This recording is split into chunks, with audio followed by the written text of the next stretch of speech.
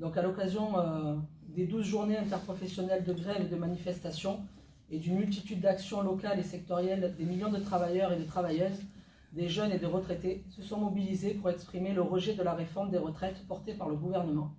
À Tarbes, le 6 avril, nous étions 10 000 avec une action le matin de péage gratuit à Ibos. La dernière manifestation, le 13 avril, nous étions 7 000 dans les rues de Tarbes pour la 12e mobilisation. Je ne reviendrai pas sur la dangerosité de cette réforme, nous en sommes tous convaincus dans cette pièce qu'elle est injuste, brutale et surtout injustifiable. Ce 14 avril, le Conseil constitutionnel a censuré 6 articles de loi. Le peu d'ambition qu'elle contenait sur l'emploi des seniors, le droit à l'information, la pénibilité pour les contractuels de la fonction publique ont disparu du texte final. Alors qu'il était déjà injuste, le texte de loi reportant l'âge légal de retraite en retraite est dorénavant encore plus déséquilibré. Il a également rejeté le premier projet d'initiative parlementaire visant à organiser un référendum d'initiative partagée. L'intersyndicale appelle à la validation d'un deuxième RIP, ce qui permettra de sortir de l'impasse par une consultation démocratique. Cet avis définitif sera rendu le 3 mai. Attachées à un dialogue social de qualité, les organisations syndicales décident, d'ici le 1er mai, de ne pas accepter de réunion avec l'exécutif. L'intersyndicale appelle l'ensemble des travailleuses et des travailleurs, des jeunes et retraités, à faire du 1er mai 2023 une journée de mobilisation exceptionnelle et populaire contre la réforme des retraites et pour la justice sociale. Une telle mobilisation unitaire intersyndicale sur le travail et les retraites est historique dans notre pays.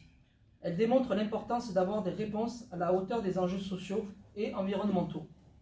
Hier soir, le roi Macron a pris la parole à 20h pour peut-être plus se racheter de sa dernière intervention qui était à 13h.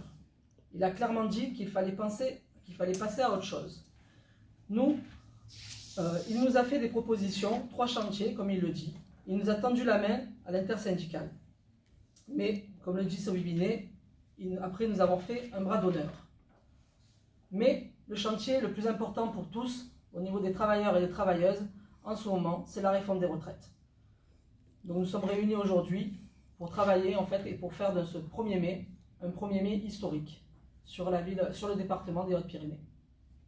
On a organisé aussi un rassemblement de visibilité le jeudi 20 à 17h30 sur la place Verdun, donc à l'appel de l'ensemble des intersyndicales réunies aujourd'hui.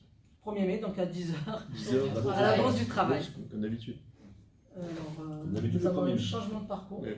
Au départ de la Bourse, on passe devant la mairie, on prend la rue piétonne pour arriver à la place Verdun. On va passer devant la préfecture, le conseil général, on repart par le cours Réfi, Régiment de Bigorre, et on remonte par la Foch vers la Bourse, retour à la Bourse.